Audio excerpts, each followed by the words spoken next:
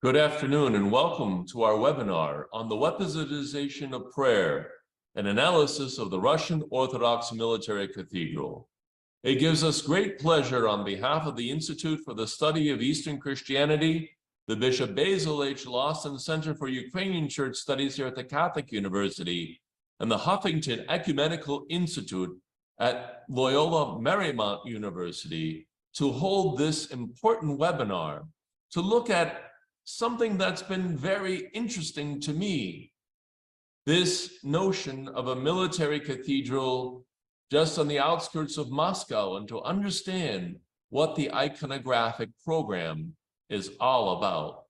So today we have as our first guest, Mr. Sergei Chapnin.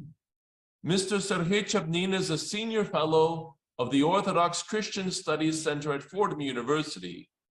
He's a specialist in the field of multidisciplinary study of the Eastern Orthodox Christianity, with particular specialization in problems of church-state relations, the general role of religion in post-Soviet Russian society, and the modern history of the Russian Orthodox Church.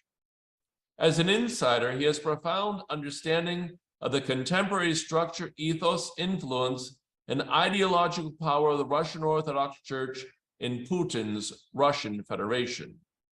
Another area of his specialization is contemporary Christian art, including iconography, icon painting, architecture, design, calligraphy, and the visual arts. So we invite you to listen in, and Mr. Chapnin will now give his presence. Thank you so very much, Sergei, for joining us today. We're very appreciative for your presence. Thank you. Thank you, Father Mark. Thank you for the invitation. And I do agree that this military cathedral that was consecrated 3 years ago in Moscow suburbs is an important object and an important concept that shows the kind of merge of church and state in contemporary Russia. And I will speak more about that. I'll just share the screen and switch on the presentation.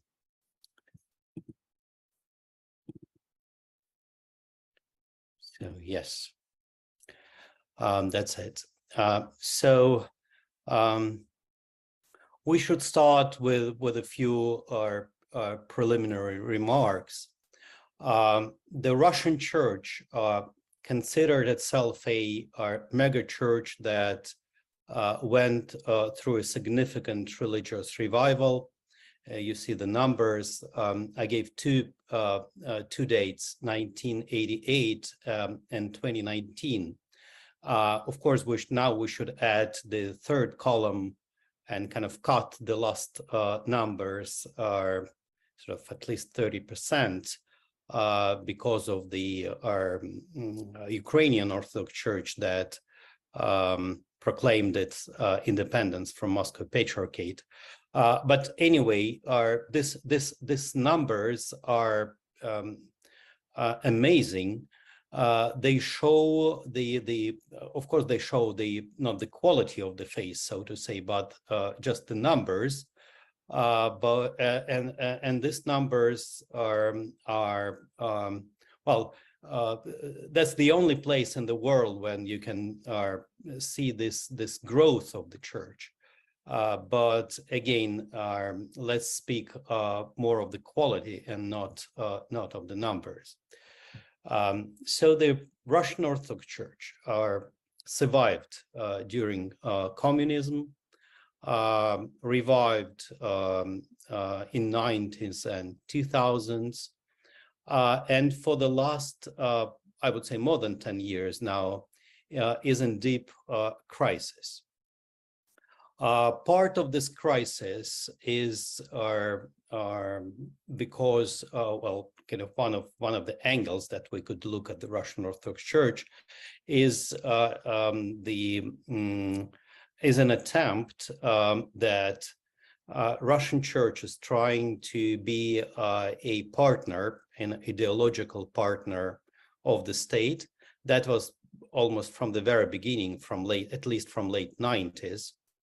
Of course, being a partner of the church means the partnership with the Russian military, with the Russian secret services, and all this apparatus that is controlled by FSB, by former KGB now. So this small and, well, very, I would say, unpleasant church is one of the first churches built at the military военные городки, kind of military camps on Moscow suburbs.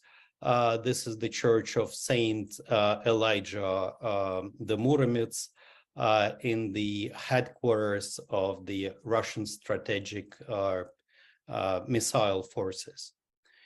This church was built in late 90s, and you see it's not, well, it's just bricks. The project is rather average, nothing special.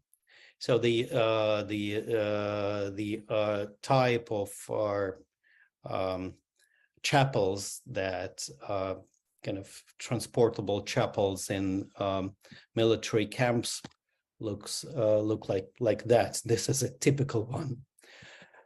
Of course, what the military chaplains do are they kind of, that's the style. They bless almost everything, and you see here how the priest is blessing strategic missiles that could have also nuclear, that could be also nuclear missiles.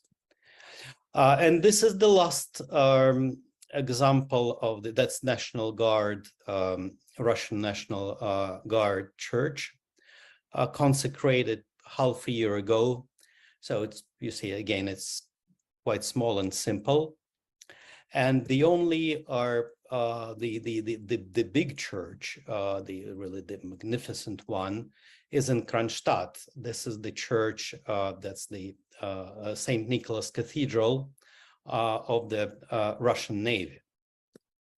And you see how kind of officers and soldiers attend services there.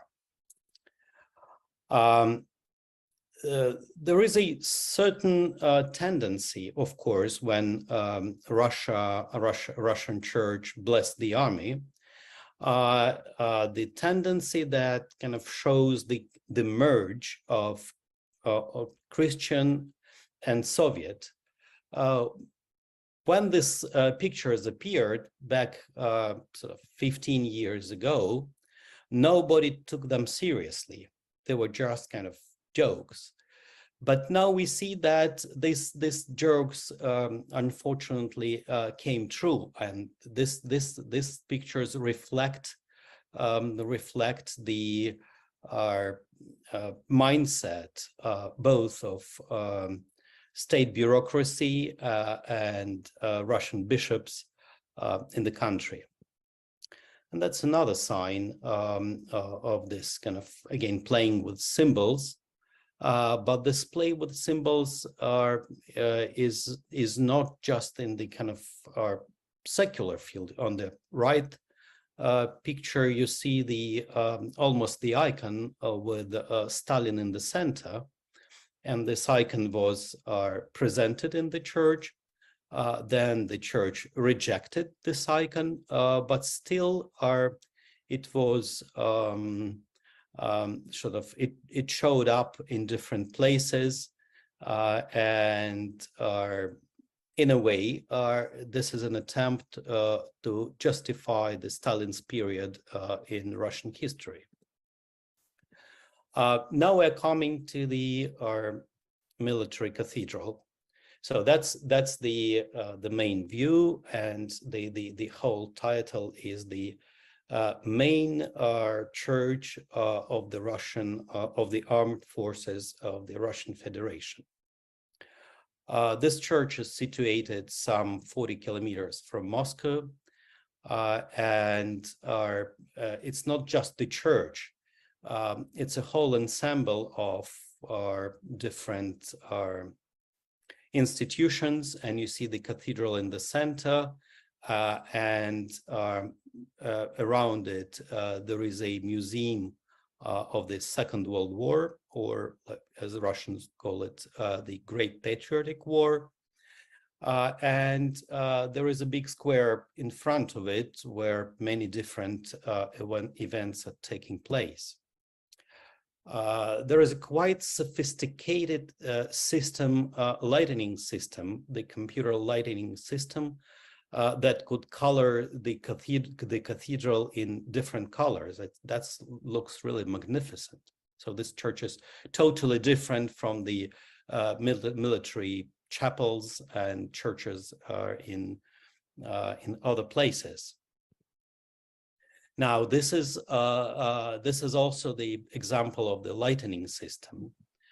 It's not just painted or just the computer graphics. This is really how the cathedral looks like, and the idea behind is to present this church as a tourist object, because the community, of course, is there is no actual parish community there. This is a church in the kind of military park, or it's called the military park Patriot, Russian Patriot. And quite a few elements are designed to sort of to attract people and give them not that much the knowledge about the Christ, the gospel, or the church itself, but about the military history. Well, it's in a way, it's a manifestation of the official religion of contemporary Russia. And I call this official religion not Orthodox Christianity, but a kind of post-Soviet civil religion. Now, in this picture, we see the Minister of Defense of the Russian Federation, Shoigu, which is the person on the left, and other generals that are war criminals now. And the main icon, this is the with painted, covered with gold. This is the main icon of the cathedral, and what is interesting about this icon, it also reflects the idea of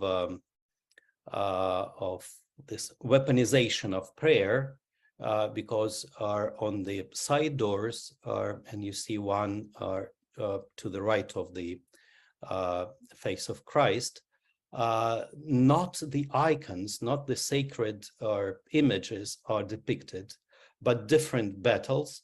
The main part of this door is a picture of the battle, and only the tiny icon of the Mother of God that Russians believe was the patroning this battle is above this battle scene.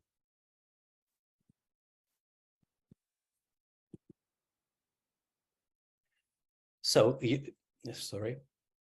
so here you can see the very strange numerology that is implemented in this cathedral. For example, if we'll have a look at the bell tower on the left, we will see that it's written that it's 75 meters high. What does that mean, 75? And this is the anniversary of the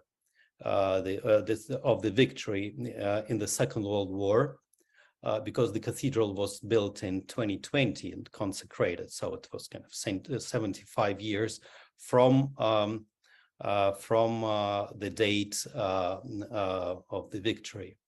Then we see the diameter of the drum, of the main drum in the center, it is 19 meters and 45 centimeters. And this is the year that the Second World War ended, the year of this victory.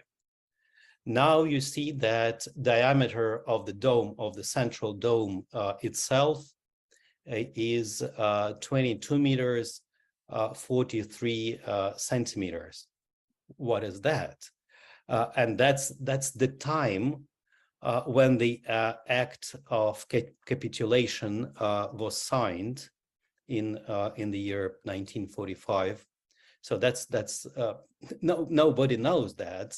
So they put really strange. They are incorporated really strange data, or that's what I said about this capitulation. Now the other thing is, and they also kind of attach some symbolic meaning to that, 435 piles are driven into the foundation of the cathedral. So what does that mean, 435? And they comment, the architects commented like that if you will sum up 4, 3, and 5, you will get 12, and that's the number of the apostles. And the length of the piles are 15 meters. Sort of what does that mean? And sort of 15.0 meters. And that signs that the banner of the military regiment, the number, so 150 is the number of the military regiment that put the banner, the Soviet banner, on Reichstag in 1945. So this purely depicts the idea that the ideological significance of this cathedral is kind of shaped out not by the church, but by the Ministry of Defense, and actually the Minister of Defense, Sergei Shoigu himself. There are striking examples of violation of the typical understanding of the design of the church. Here we see the kind of the main dome from the inside, and the stained glass which is in the cathedral, in the kind of main space of the cathedral. And what we see all over is in this round plates is different military orders, both of Russian Empire and of the Soviet Union. The next one we will see that even the symbols of the atheistic state, this a well-known symbol of the Soviet Union, is also on the top of the cathedral. And what is wrong about that?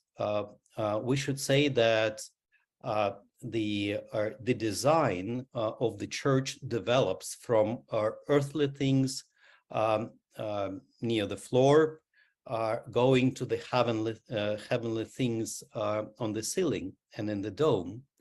And we all know that no one will be able to take his earthly achievements, including orders, to the heavenly kingdom. And here we see totally opposite. This military orders are signs of kind of heavenly dignity, of heavenly significance. Now, another striking example of this violation is the mosaics in the main, also on the walls in the main part of the church. Again, we see these red banners that bury signs of the atheistic state, and the church is not against it. So it's kind of, that's the real merge of a Soviet and a Soviet atheistic tradition and the Christian tradition.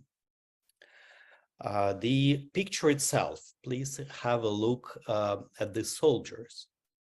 We all know that if somebody is depicted on the walls of the church or on the icon, the idea behind is that the church, the earthly church, we are as members of the church who attend the service, and the saints or the pious people and maybe pious soldiers who are depicted on the walls of the church pray together.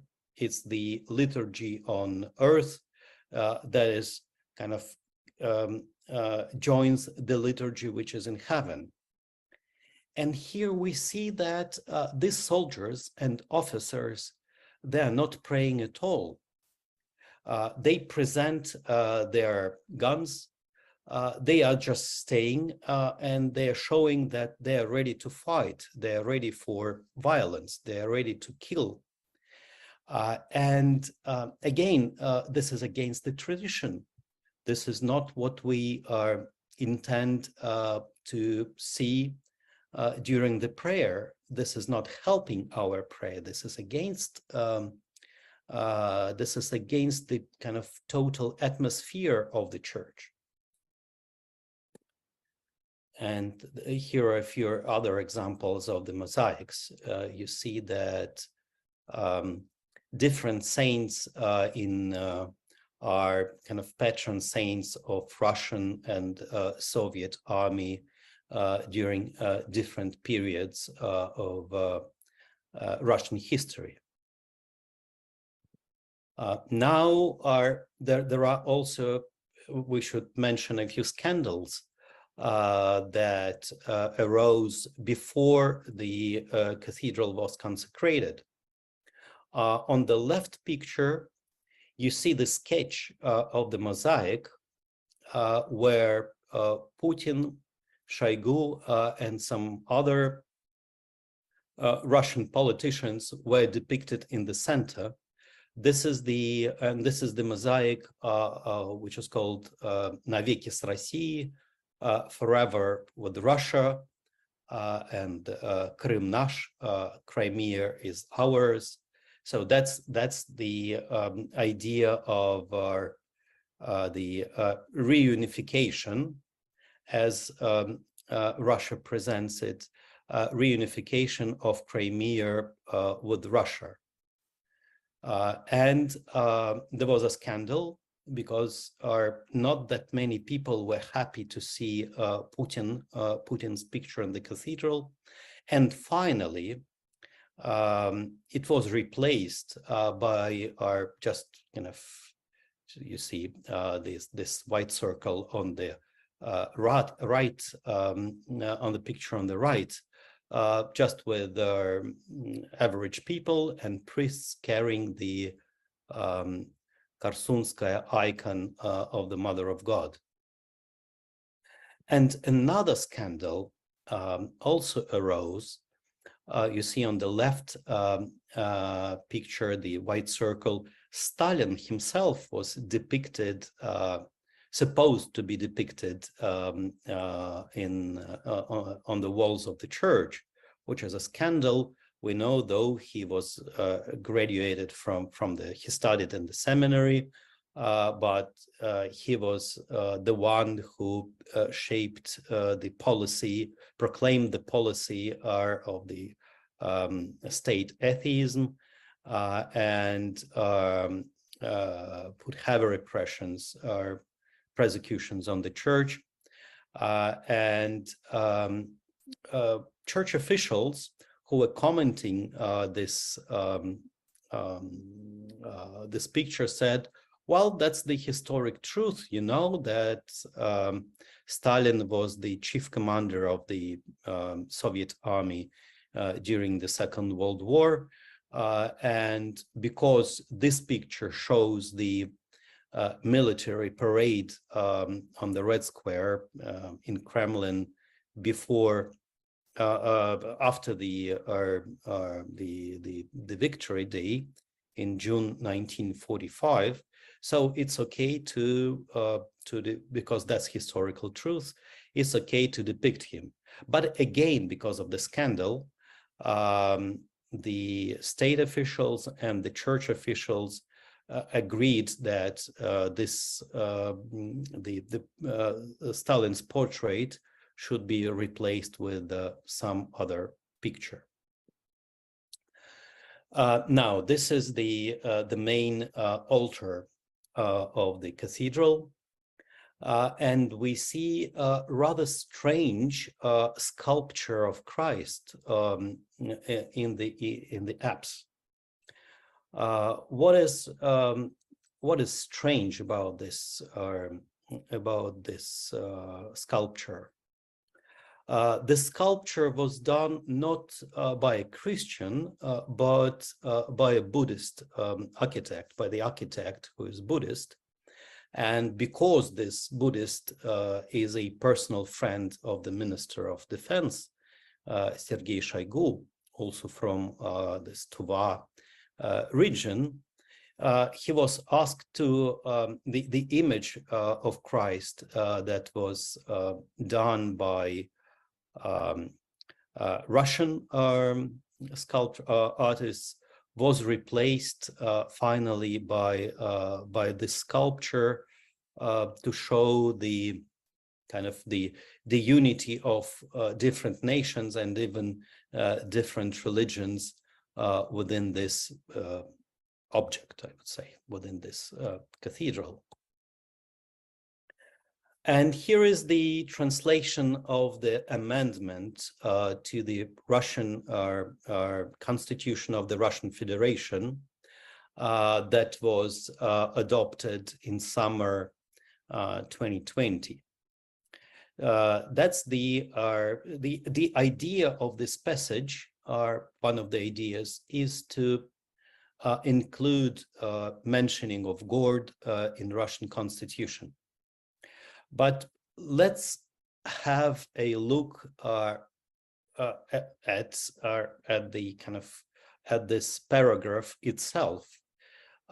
It's quite peculiar. The context in which God is mentioned is quite peculiar. You see, the Russian Federation, united by 1,000 years of history, preserving the memory of our ancestors who passed down to us ideas and faith in God, as well as the continuity in the development of the Russian state, recognizes the historical established state unity. So you see, God is important from this perspective, is not because he is God, but because he is a part of ideas and faith that our ancestors sort of passed down to those who live in Russia today. So in a way, it's a kind of technical God that serves Russian interests and not vice versa.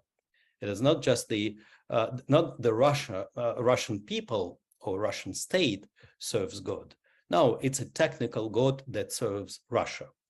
And this cathedral that the pictures we saw earlier is a brilliant illustration of that. So Russia needs some kind of technical God that will not judge Russians themselves, but will help Russians in any case, even if Russians are committing crimes, military crimes, this technical God will stay with them. And that's we see that's the church of Saint Tatiana in Mariupol, destroyed or bombed by Russians are in the spring of last year. I will finish now, I think, with just one more slide. What I did in this short presentation is I would say the worst example of the Orthodox Christian architecture of the beginning of the 21st century. But within a month, on May 30, we will open a conference, The Shape of the Sacred, which will deal with kind of positive examples of the ecclesial architecture in different countries, in the United States, in Romania, in Poland, and in Russia also. So thank you very much for your attention. And this is just the kind of the really brief description of this military cathedral.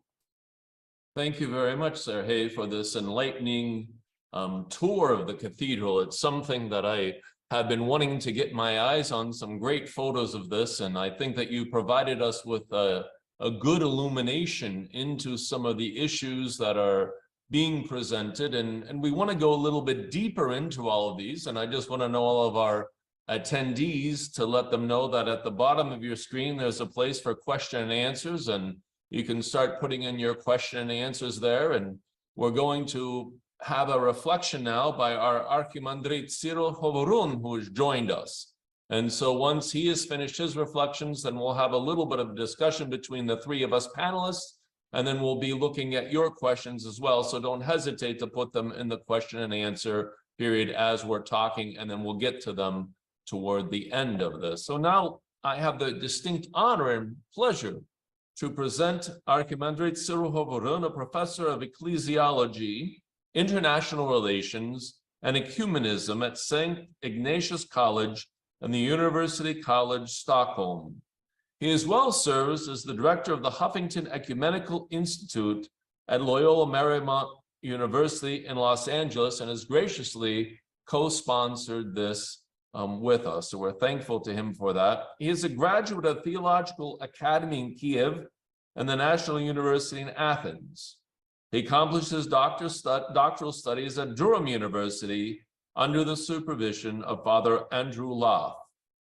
He was the chairman of the Department for External Church Relations of the Ukrainian Orthodox Church, first deputy chairman of the Educational Committee of the Russian Orthodox Church, and later research fellow at Yale and Columbia Universities, visiting professor at the University of Munster in Germany. He is an international fellow at Chester Ronning Center for the Study of Religion and Public Life at the University of Alberta in Canada, and as well an invited professor at the Pontifical Gregorian University in Rome. We thank you very much, Father Cyril, and we look forward to hearing your questions and comments and thoughts as we begin to unpack and open up our understanding of what is going on in the deeper recesses and how we can look at the theology and more sort of a more subtle understanding of what's happening. Thank you very much. Thank you so much, Father Mark, for your introduction. I'm particularly glad that we started this cooperation between the Huffington Institute and the Catholic University of America. Just yesterday had a meeting, annual meeting of the advisory board, and I reported about this cooperation. Everyone was happy and thrilled. So we look forward to more cooperation. I'm also grateful to Sergei Chaplin for his presentation. As usually, it is very insightful, illuminating, and concise. What I wanted to reflect upon is some kind of general points and some more particular points. Speaking generally, I think what we are witnessing, it's a result of the iconodulic nature of our cultures. Iconodulic as opposite to iconoclastic. And it has its connotation because doulos in Greek, it means also slave. So we have a kind of enslavement, to the images, and we are witnessing that images and sacred spaces have become another battlefield in addition to the battlefields that we have in Ukraine.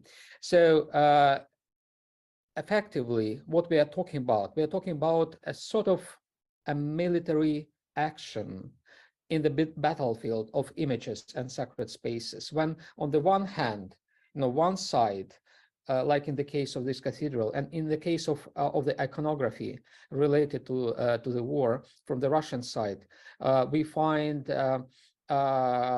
experiments to justify the aggression, to justify the war, by sacralization, this war through images. On the other hand, and on the other side, we witness a similar attempt from the Ukrainian side to kind of rebuke this aggression, to counter-offense even with other images, other sets of images. Because since the war escalated in 2022, February 2022, in Ukraine, I've been witnessing the emergence of a specific iconography, which is relevant to this war. Probably the attendees of this seminar, of this webinar, know some examples of this iconography, like this, the Ukrainian Madonna from the metro underground station, like this lady who holds a baby, nursing the baby, and it has become, like, this image has become viral and iconic, really iconic of what is happening in Ukraine. So we are witnessing two sets of imagery. In other words, the imagery of war, the imagery supporting the war, the imagery justifying and sacralizing the war, and on the other hand, the imagery of resistance, the imagery of opposing. And it's they stem from this, I mean, two sets of images, they stem from the same source, the iconodulic nature of our cultures, because both Ukrainian and Russian cultures, they are kind of rooted in these traditions of iconography, of veneration of icons, right? And this is a very interesting phenomenon indeed. I think the war can be studied through the iconographies. And this webinar is actually one of the attempts, one of the earliest attempts to study the war, from the perspective, in the light of iconographies. Also, what I want to emphasize is, yes, the title of our webinar is about the weaponization of prayer. I think it's to put it even maybe more precisely, we should speak about the weaponization of imagery and sacred spaces.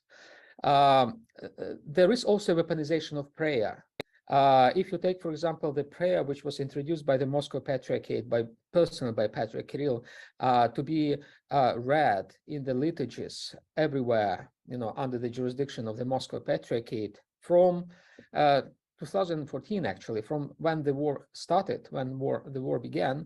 That was the prayer which was weaponized, and it was read, it was supposed, and was kind of, people were obliged to read this prayer in the liturgy. And that is an example of the weaponization of prayer. And now we're dealing with the weaponization of images and sacred spaces. Also, I think we are dealing with the weaponization of holiness, sanctity, when some people, some saints are promoted as the symbols of the Russian grandeur. And I think that the most important figure in the pantheon, so to say, of the saints who have been employed to justify the war is Alexander Nevsky. I think he's really a favorite saint of Patriarch Kirill personally. And I know that Patriarch Kirill personally promoted and continues to promote Alexander Nevsky as a sort of, a symbol of his vision, of his understanding of what is Russia, and how Russia, needs to expand and, to behave and so forth. So he's really a an idea personified, so to say. We are talking about the ideas that drive the war. And some of those ideas have been visualized, like in the case of iconography, the new iconography. Some ideas have been put into stone, like in the case of this cathedral of the military forces, and some ideas have been personalized, personified, like in the case of Alexander Nevsky, for example, but not just him. I think this tradition probably happened started kind of or escalated somehow in 2000 when the Russian Church decided to canonize Nicholas II, the last Tsar from the Romanov dynasty in Russia. There was a resistance at the time against this because some people felt that it's a bit fishy. It's a bit of, it's about merging ideology and theology. Well, there is an interesting episode, in this kind of resistance to the canonization of Nicholas. I think the protagonist of the opposition became professor of the Moscow Theological Academy, Alexei Osipov, who has become now a protagonist of the pro-war party. He is now, a vehement advocate for the war. But at that time, he was against, the canonization of Nicholas II as a symbol of this transition of the Russian Church towards, serving ideological ends. So it's about the weaponization of saints. I should say that on the Ukrainian side, we are observing something not dissimilar. Like, for example, the attempts in the Ukrainian churches to get rid of some saints from their calendars who are associated with the Russian imperialism and with the current aggression.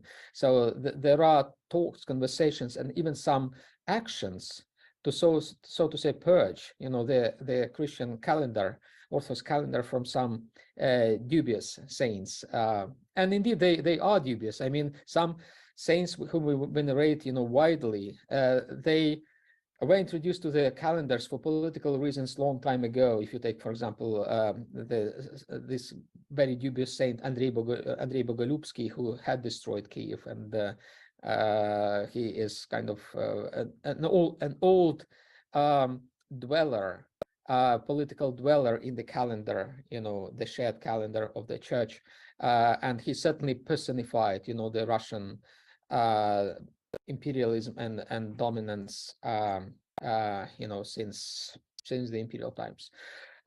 So those are kind of different source of weaponization that I think we need to distinguish. They are connected with one another: the weaponization of prayer, the weaponization of imagery, the weaponization of the sacred spaces, the weaponization of saints. The last thing I wanted to emphasize is what a strange curve the kind of politicization of religion has taken in Russia. So essentially, it started in the early 2000s, and maybe and Sergei rightly indicated, in the 1990s. It started with a sort of postmodern game when they started producing those, funny icons with Stalin and which was like a joke indeed. I agree with Sergei. And then I remember eventually even some icons with Putin were produced with him like depicted as Christ. And that at that time it was very postmodern. It looked like very postmodern. And nowadays the images remain the same, but the attitude to those images has changed. Nowadays they are not perceived as a joke; they are perceived as a reality. And very recently, I just 2 days ago, I had a chance I was interviewed by a Ukrainian TV channel on the icons of Putin that are being distributed on the occupied territories with the consent of the occupying administrations, of course. So it means that there is kind of a centralized policy to distribute, those, postmodern images of Putin depicted as Jesus Christ. And they are being distributed, among the populations, among the people on the occupied territories, and it's not a joke anymore. It's real, it's serious, which means that we are witnessing a kind of a transition back from postmodernity back to modernity. with the same images, of postmodernity. This is a very interesting development, I believe, that we need probably to take into consideration. So on this note, let me stop and give floor to the questions, and those are my reflections on the excellent presentation. Thank you so much, Father Cyril. As the host and moderator, I get the chance of initiating our discussion here amongst us. I was drawn to this cathedral because I think it sort of shocked me a little bit. I think, as both of you have pointed out, that it's emblematic of a certain ideology, and I think it's something that we as Americans probably aren't as aware of, the way that religion is used, in places where religion is the state religion in many ways. And so I think that this is a good opportunity for us to look at this and to understand, well, what is political, what is theological, and at least for my tastes, I think that that these lines have been blurred completely, and there's a as we put in the title, this weaponization of prayer. So Sergey, if you don't mind, I'd like to turn to you first, and I'd like to have us take a brief look at how you might understand the icon system, and whether these icons are utilized somehow by even the soldiers themselves. Is it something that they're engaging, carrying around as these sort of tokens for them, or is this more of a sort of engagement for people who are coming to this military park, that they have the combination of the historical with the religious put together? What are your sort of thoughts about that? Well, I think my main point is that what we are, we came, I think, together with Father Cyril on this wave of religious revival. We came to the church, we were baptized, we joined, we became active in the church. And now we see that this revival turned into crisis, turned into deep crisis of the Russian Orthodox Church and I would say almost all the religious life in the post-Soviet space. So the reason for that, I guess, is the general intention of the, so to say, official church in Russia that decided to prove that the state, the new state in Russia, the Putin state, really needs the church, needs this ideological support and, in a way, spiritual support from the state. And this new Putin's empire will not survive without some without religious elements. And Putin took this idea seriously.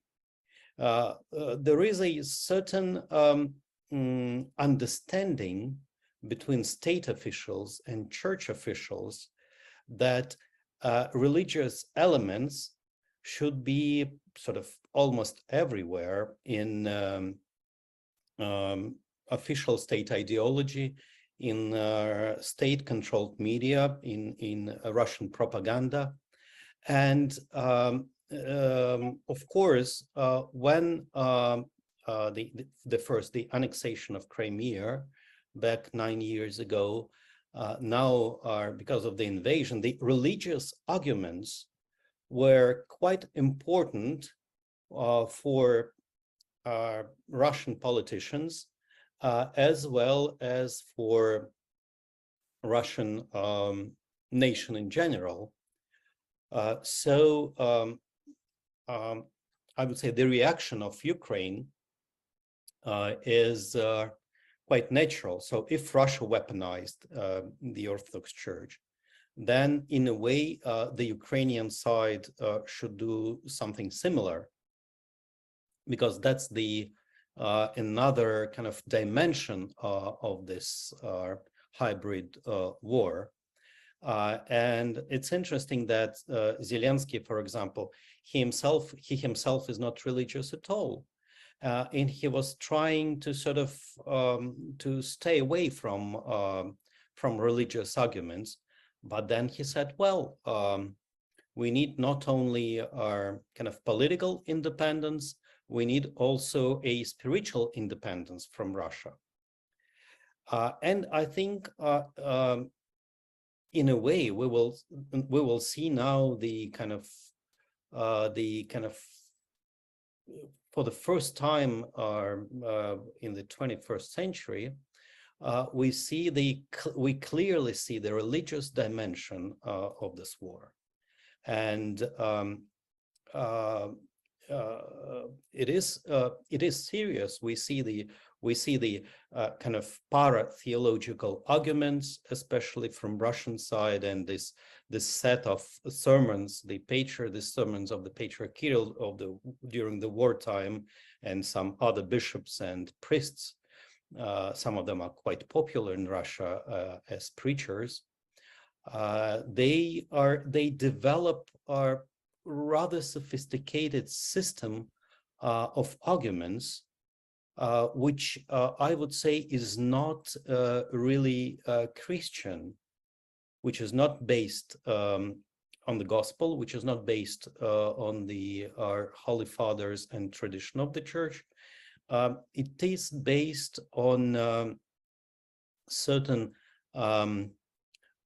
mythological elements. Well, actually, I would say, at least in Russia, the theology is replaced by history.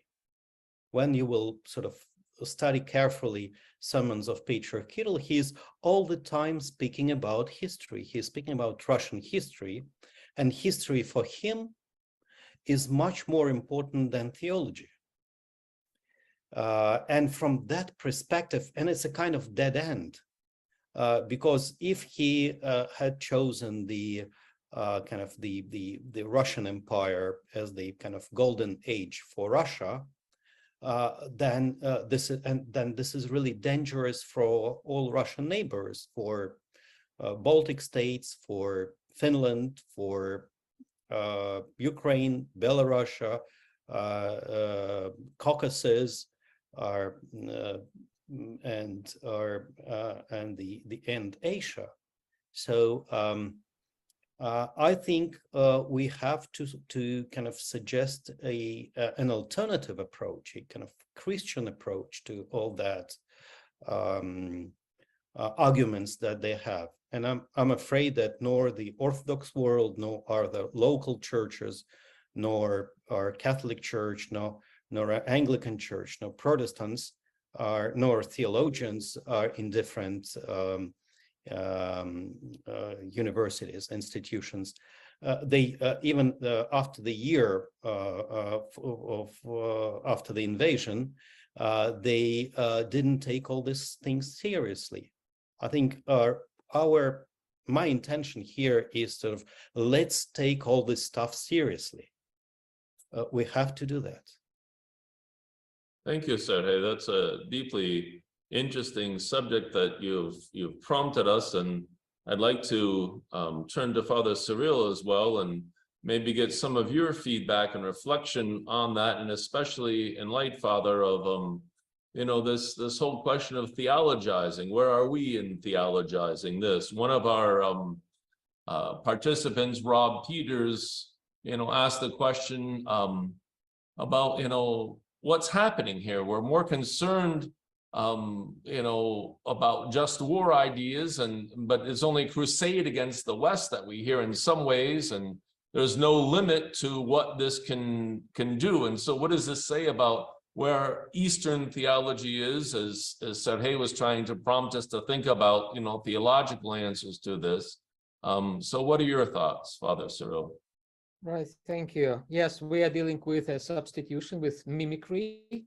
when theology is substituted with ideology, even though while pretending to be theology or continuing to be theology.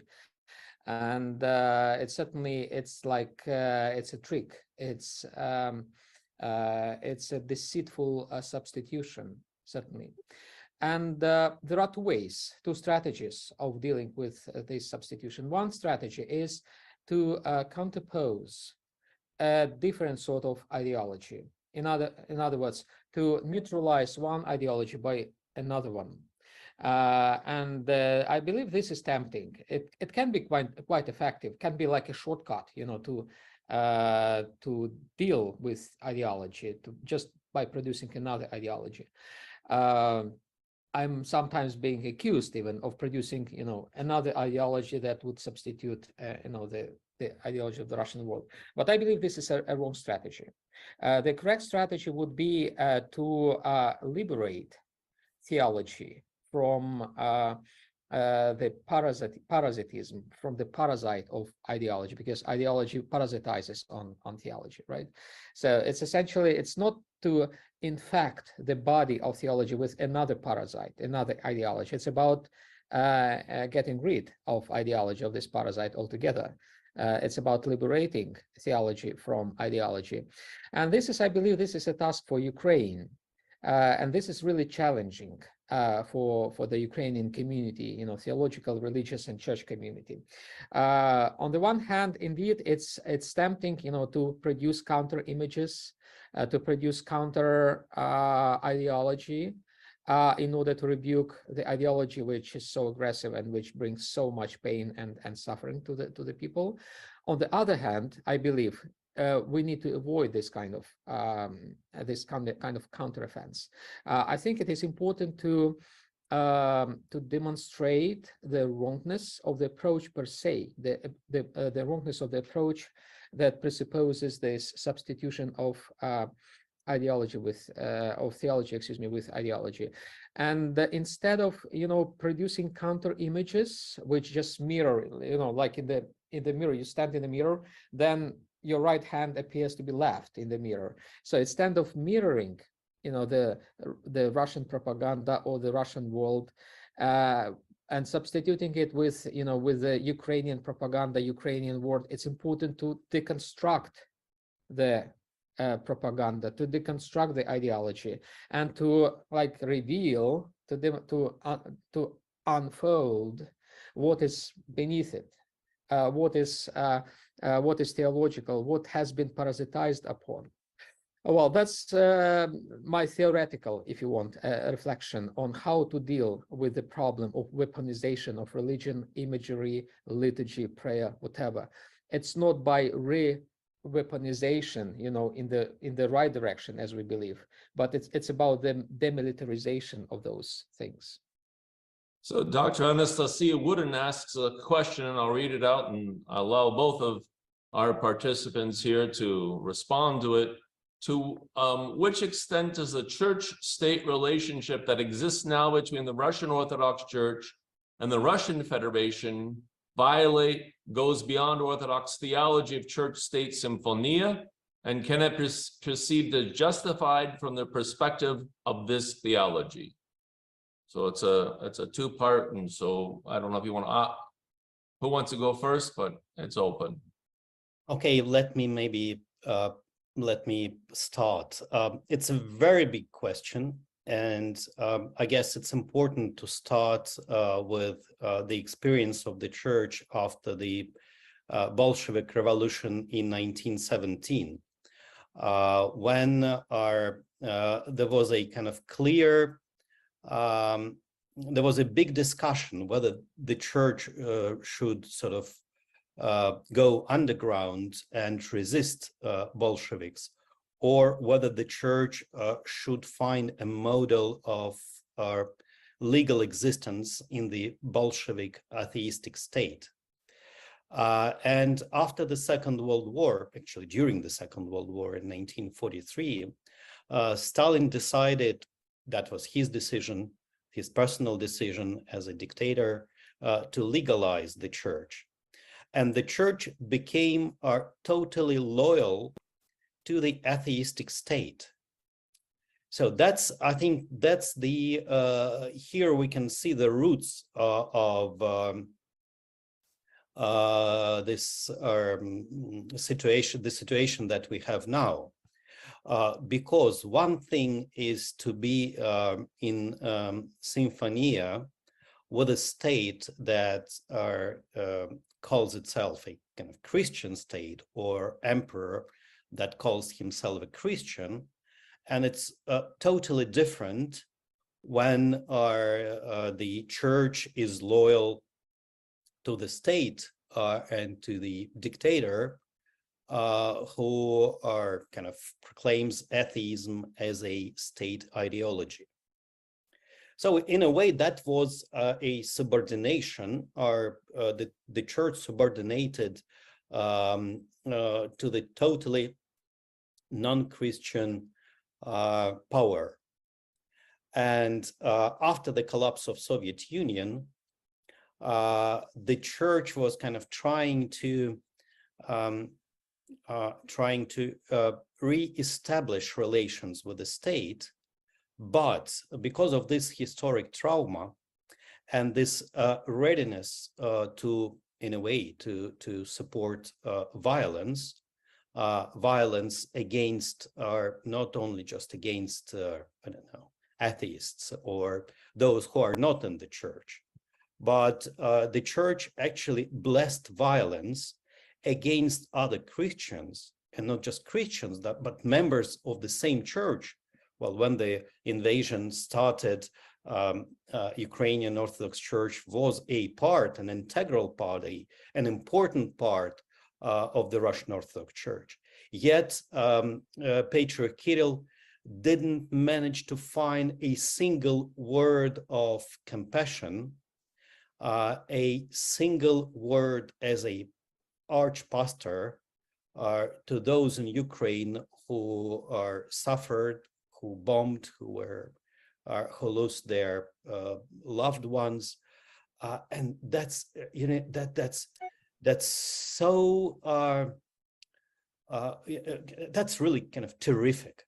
I mean, when the bishop, who is kind of supposed to preach gospel, don't care about love to his neighbor. I think that's in the core of the problem. And that is why I can't say that the official church in Russia is a Christian church, at least today. That's Cyril.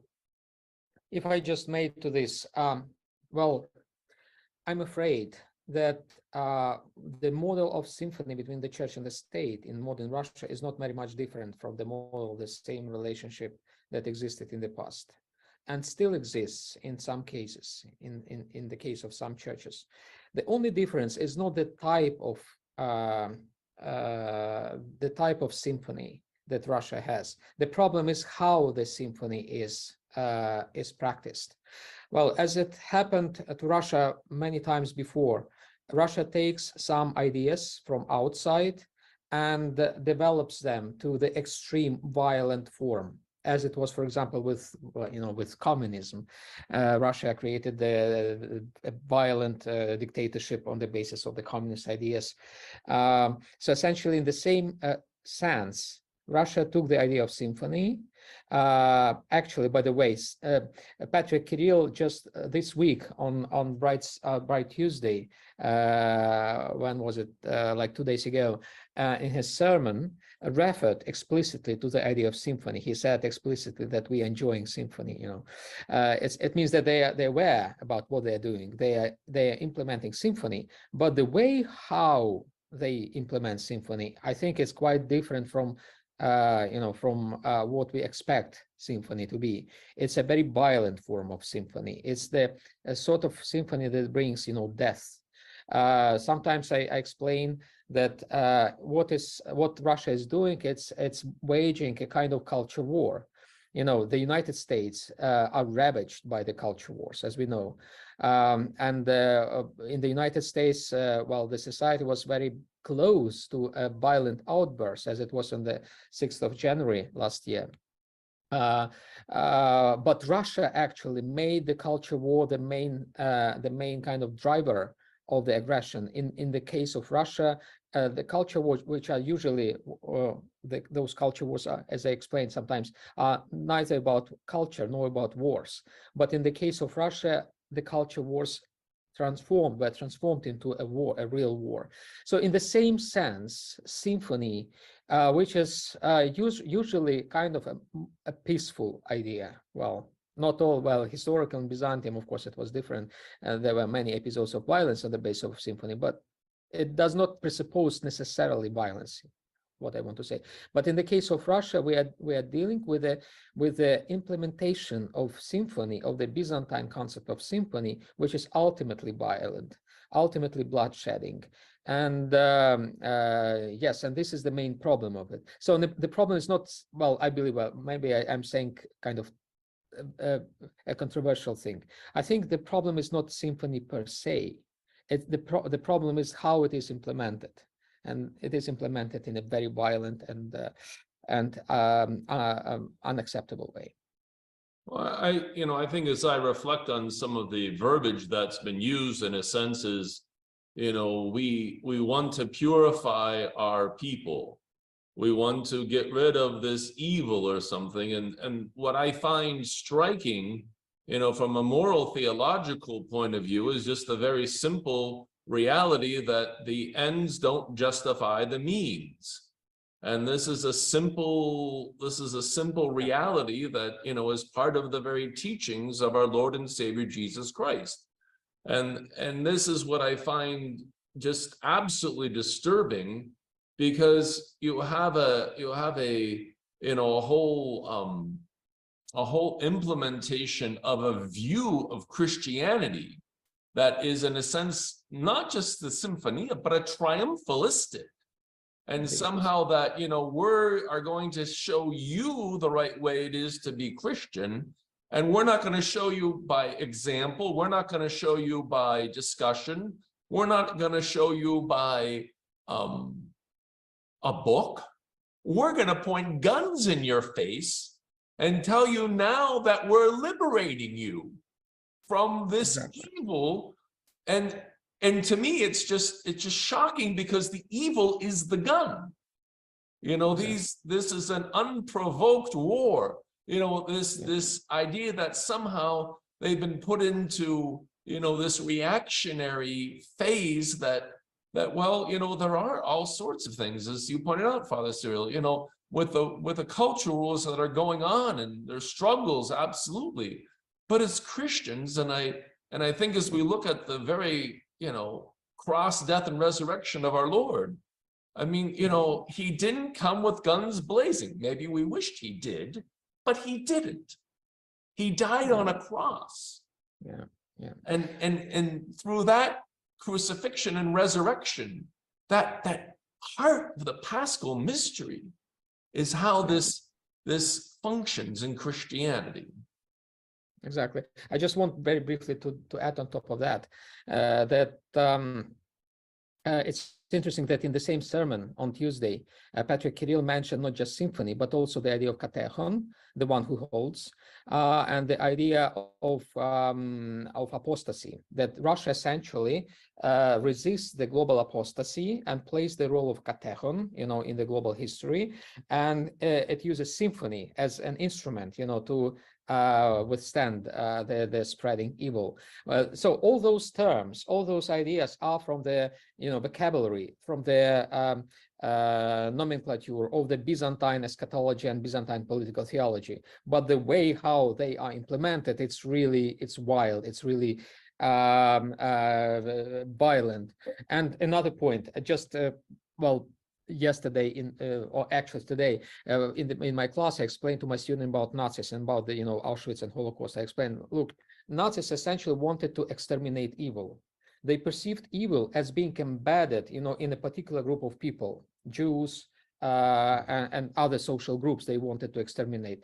The Nazis were fighting evil, the cosmic, global evil, and they ended up by producing the ultimate evil, by fighting evil.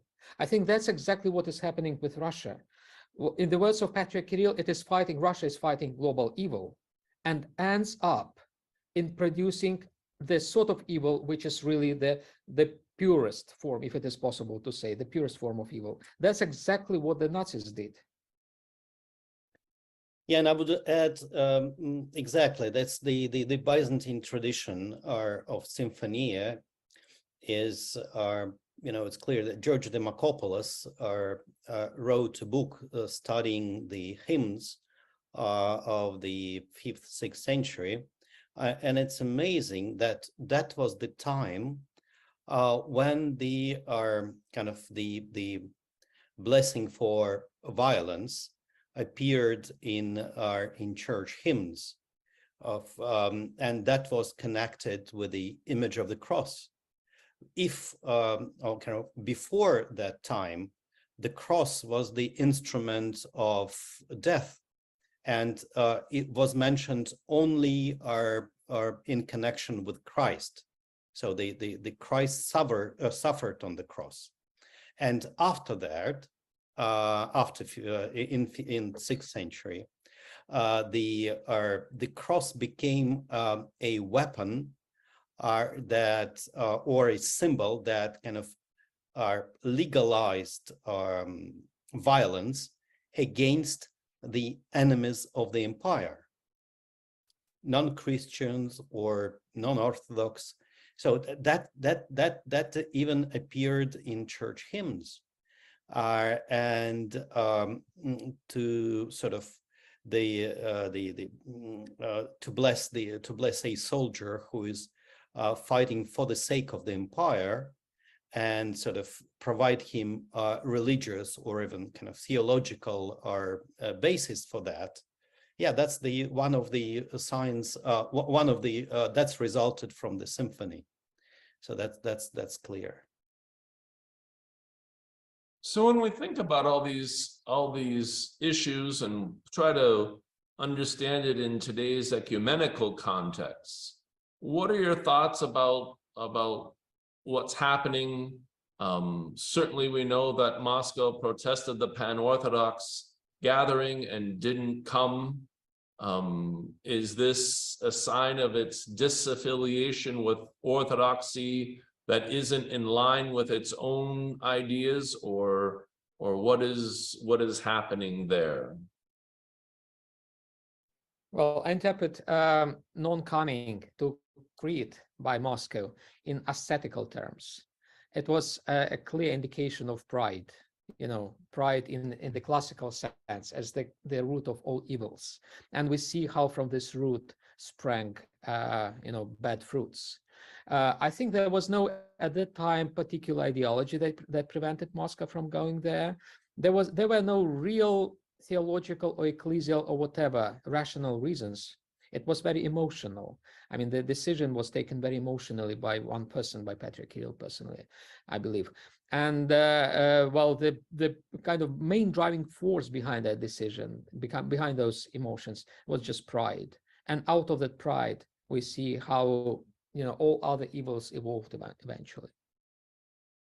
Well, I would add that actually Patriarch Kirill is sort of very Soviet in his views. And I think his main problem before the Council of Crete in 2016 was that, well, he was involved in sort of writing these documents for kind of 50 years. And if you're drafting documents for 50 years, you personally think that, well, now they are perfect, but in fact they were quite out of date, because the church 50 years ago is not the church today. So he was quite happy with his documents for quite some time, but I think the mistake, in a way, the mistake they did is that they published drafts of these documents sort of 4 months before the council, and there was a lot of critique. And I think Patriarch Kirill was afraid of critique from the right, from the Russian Orthodox fundamentalists, because he considered himself to be a leader of the conservative and even fundamentalist groups. in Russia, and he paid a lot of attention to these groups. And when he saw that they started to criticize him, I guess he was afraid. He was really afraid. And he realized that he cannot balance. He should sort of follow the path of these fundamentalists, and not even at the price of kind of not attending the council. So in a way, that was a fear also. You know, Patriarch Kirill himself was kind of brought up as a liberal, was educated as a rather liberal Christian leader, Orthodox leader, and then he decided to convert to be a conservative one. And real conservative Christian groups, they don't trust Kirill. They don't believe that he converted, that he is a real conservative now. They consider him still a liberal who was dressed up in conservative vestments. So that in a way, that was a personal personal problem of the patriarch, and he decided sort of to quit a few weeks before the council, and I think he caused much more problems in the Orthodox world because of that. So if we think about this, I mean, certainly we could look at this, you know, does Russia see itself as, you know, this leader in what it would call ecumenism? Does it really see itself as the third Rome? And is that really what's happening here, in terms of its, you know, idea to, you know, not behold itself unto Constantinopolitan jurisdiction or primacy? Yeah, if I may pick up this question, answering also Anastasia. Well, speaking about the third world, third Rome, it is very similar to those, you know, funny and caricature kind of icons that began to be circulated in the 1990s. You know, they were marginal, they were out of any mainstream. I remember very well the time in the Moscow Patriarchate when, you know, the idea of the Third Rome was completely dismissed as crazy. And I remember very well, like the really towering figure, speaking about Anastasia, who is from Belarus, the figure of Metropolitan Filaret Vakhramiev of Minsk. He was at that time the head of the theological committee of the Russian Orthodox Church. And I remember kind of discussions with him about this Third Rome theories, and he just laughed at them. You know, they were perceived as crazy ideas, you know, promoted by crazy people, and the leadership of the Russian Church tried to keep them at bay as much as possible. And all of a sudden now, those things that were on the margins, you know, came to the center, became mainstream, and that concurs with the general tendency when the postmodern images, like the icons of Putin or whatever, the idea of the Third Rome, which was the same crazy, you know, marginal idea, all of a sudden became mainstream. All of a sudden, those postmodern ideas became modern again and became kind of serious again. That is in the line with other developments that we are discussing here. Well, I would add that there is a certain inconsistency or certain problem because in certain context, yes, Russia and Russian Church believes or acts as if they follow this Third Rome concept. But in other situations, they react as a kind of representatives, as leaders of the nation state. So in some contexts, Russia is an empire, but in others, Russia is a nation state. And it's not that easy kind of to separate one from another.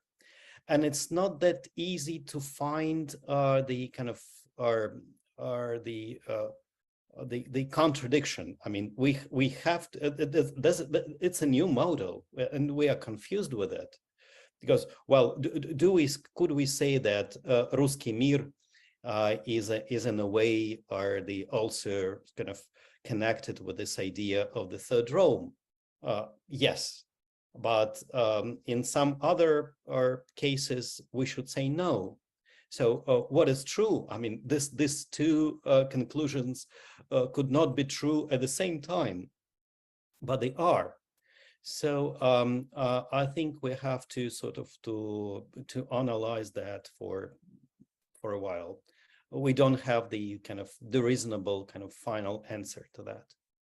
So as we, have been playing with a lot of these different concepts and looking at, some basic ideas of what we believe is, if you will, ethical. Lauren asked a question, and she says, I'm considering other national contexts where prayer and the sacred could be seen as weaponized for political purposes. While this is a blatant and ugly example, other situations might be more subjective. I'd like to hear the panel's thoughts on where and how we draw the line. Yeah, this is really hard, because every line will be contextual.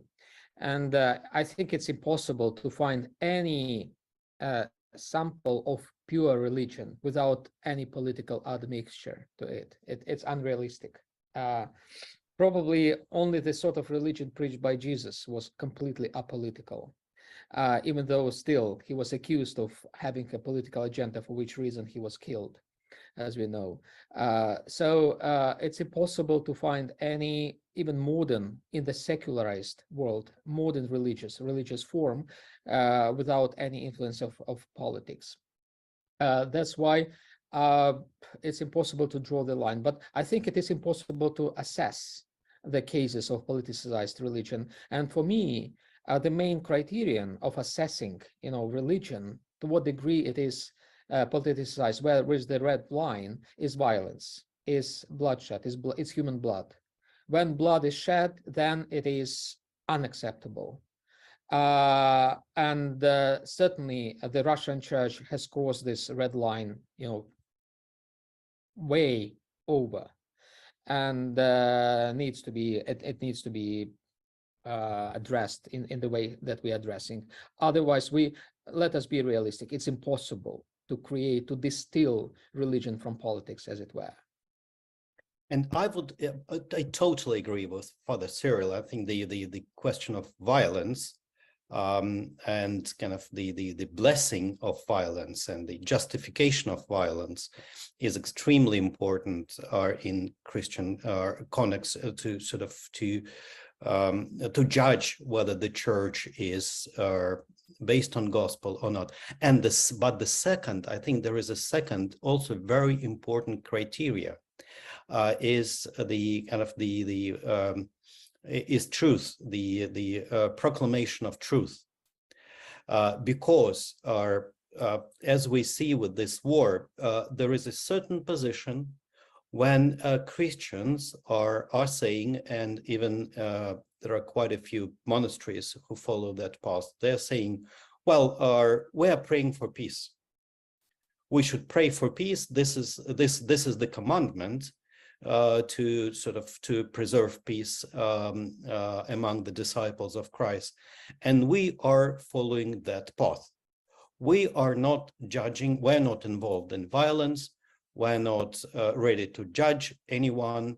So we're just praying for peace.